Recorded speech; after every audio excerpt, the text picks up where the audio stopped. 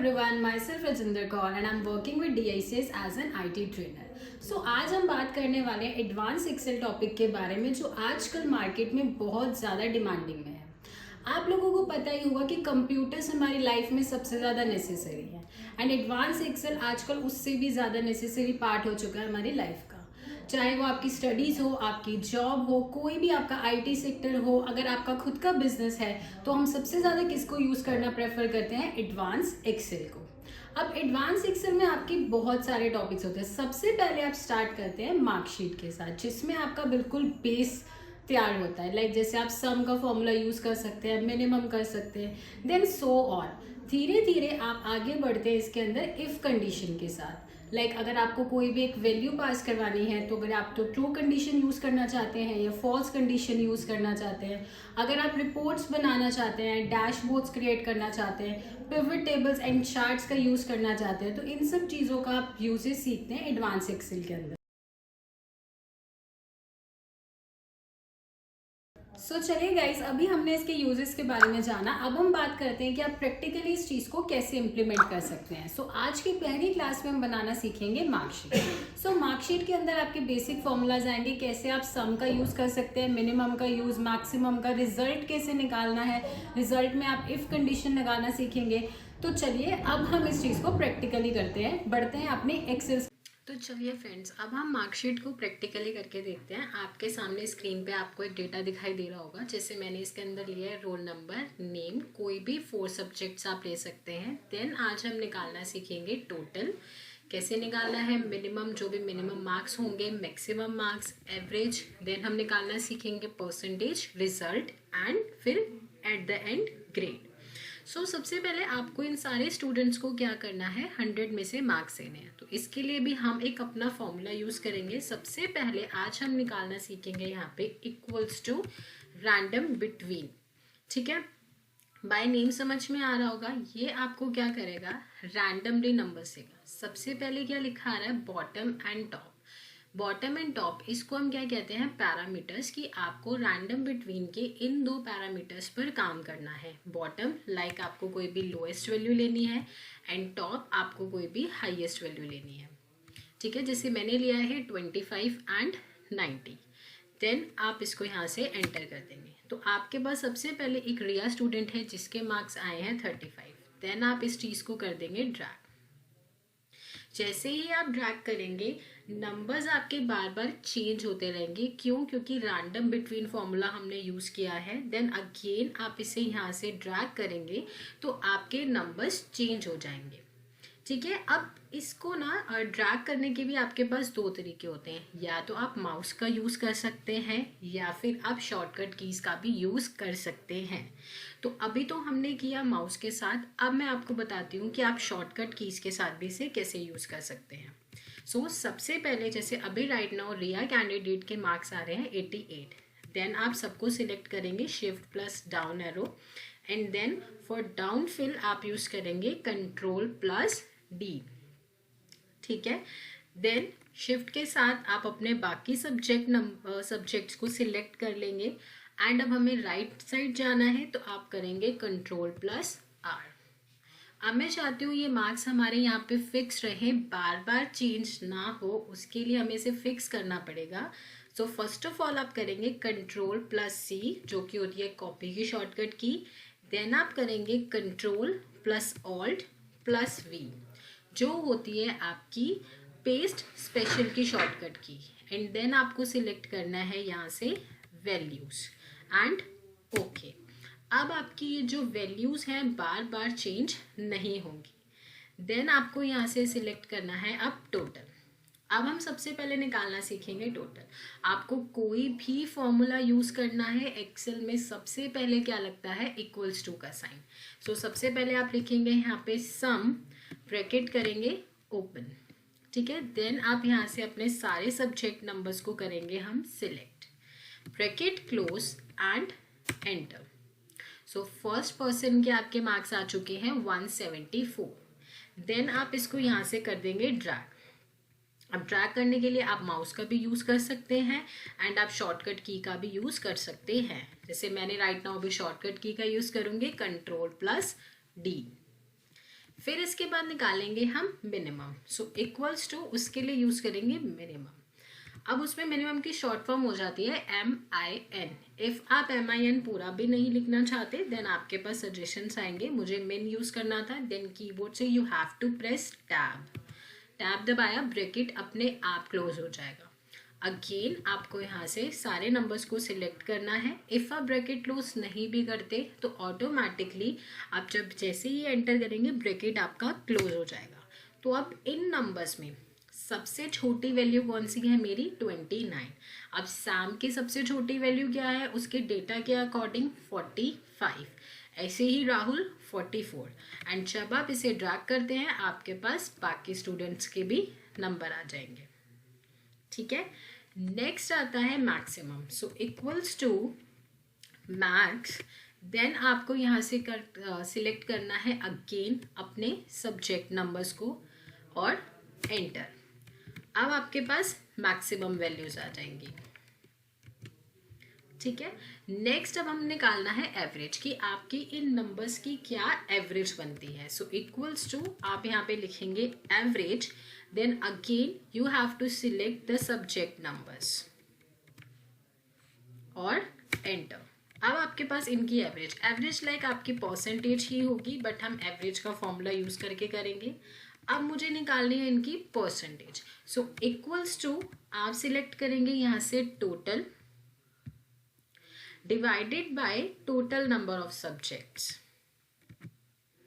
मैंने 4 सब्जेक्ट्स लिए हैं और 100 मार्क्स ईच है, तो हम यहाँ से लिखेंगे 400 एंड देन मल्टीप्लाई बाय 100। तो आपकी परसेंटेज आ जाएगी।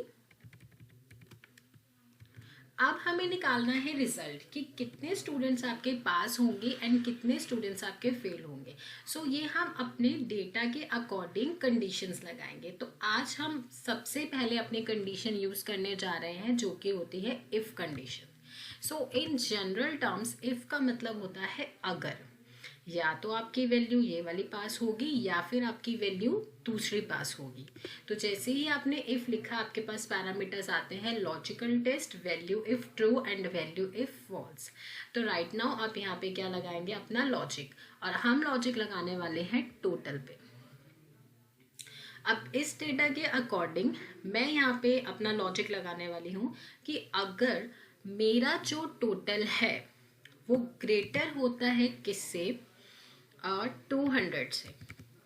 ठीक है, then you have to put a comma.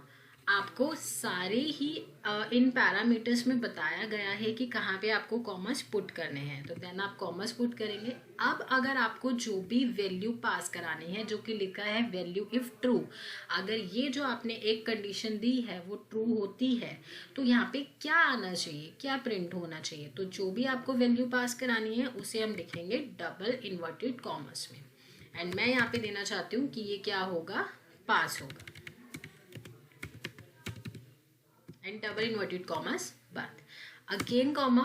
अब अगर ये पास, अगर 200 से लेस वैल्यू होती है तो आपकी कौन सी कंडीशन आनी चाहिए? फेल। चेक करते हैं कितने स्टूडेंट्स हमारे पास हुए और कितने स्टूडेंट्स हमारे फेल। तो 200 से अबव वाले स्टूडेंट्स हमारे हो चुके हैं पास एंड 200 से लेस वाले स्टूडेंट्स हमारे हो चुके हैं फेल। आप चाहते हैं यहाँ से अपने कंडीशन को चेंज भी कर सकते हैं। अगर मैं यहाँ पे अपने किसी भी एक नंबर के अंदर चेंजेस करती हूँ तो ऑटोमेटिकली मेरा सारा डेटा चेंज हो जाएगा। फॉर एग्जाम्पल जैसे अभी एक सैम स्टूडेंट है और उसके नंबर्स में चेंज करना चाहती हूँ, जैसे मैंने 34 किया, एंटर करा, ऑटोमेटिकली सारा डेटा चेंज हो चुका है। अगेन 81 को सिलेक्ट करके मैंने 34 किया, एंटर करा, एवरेज भी कम हो चुकी है, परसेंटेज प्लस उनका टोटल हो चुका है 177, जो कि हमारी कंडीशन से 200 से लेस था, तो वो आपका स्टूडेंट फेल में आएगा। नेक्स्ट एंड लास्ट आपका आता है ग्रेड। ग्रेड में भी हम इफ कंडीशन यूज करने वाले हैं। एंड इफ कंडीशन जब हम बार बार यूज करते हैं तब उसे कहा जाता है नेस्टेड इफ। तो इफ कंडीशन अब आप एवरेज पे भी लगा सकते हैं, परसेंटेज पे भी लगा सकते हैं। सो सबसे पहले आपको यहाँ से सिलेक्ट करना है परसेंटेज। अब आपको देखना पड़ेगा आपकी सबसे हाईएस्ट परसेंटेज कौन सी है। तो जैसे इसमें मेरी सबसे हाईएस्ट परसेंटेज है 75, तो मैं इसके अंदर लॉजिक लगाने वाली हूँ कि अगर मेरी परसेंटेज ग्रेटर होती है किससे, 70 से। अगर आपका डेटा इससे ज़्यादा है तो आप 80 भी यूज़ कर सकते हैं, आप 90 भी यूज़ कर सकते हैं, ठीक है। फॉर एग्जांपल हम 80 लेते हैं कि if 80 से अबव होता है तो उसको कौन सा ग्रेड मिलेगा। सो 80 से अबव होता है, डबल इन्वर्टेड कॉमर्स मैंने दे दिया है ए ग्रेड। अगेन कॉमा, फिर से इफ कंडीशन, एंड जब फिर से इफ कंडीशन यूज होगी हम अगेन इक्वल्स टू नहीं लगाते, इक्वल्स टू सिर्फ आपका एक ही बार लगेगा। देन अगेन आपने परसेंटेज को सिलेक्ट करना है। अब मैं ले रही हूँ ग्रेटर देन कितना होना चाहिए, 70 से। 70 से अबव जितने भी स्टूडेंट्स होंगे कौन सा ग्रेड मिलेगा उन्हें, बी ग्रेड। अगेन आपकी इफ कंडीशन स्टार्ट होगी, अगेन आपने परसेंटेज को सिलेक्ट करना है। अब मैं लगा रही हूँ ग्रेटर देन होना चाहिए आपका 60 से। 60 से अब होगा तो उसको कौन सी कैटेगरी में कंसिडर करेगा, सी ग्रेड की कैटेगरी के अंदर कंसिडर करेगा।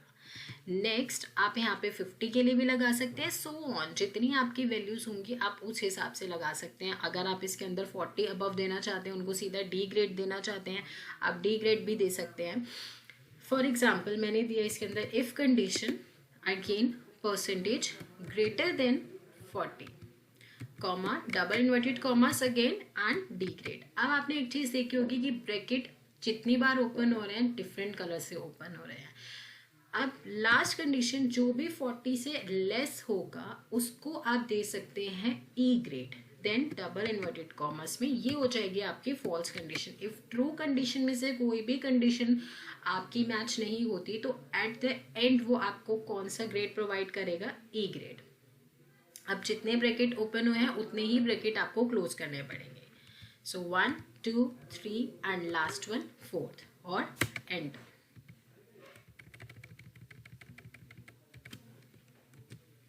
तो अभी आप देख रहे हैं फर्स्ट वाले पर्सन को मिल चुका है डी ग्रेड, उनकी जो वो थी परसेंटेज है हमारी 43 है, 40 से अबव। अब 40 से लेस भी हमारे पास कोई नहीं है जिसको ई ग्रेड मिला है, एंड प्लस 80 से अबव भी कोई स्टूडेंट नहीं है जिसे ए ग्रेड मिला है।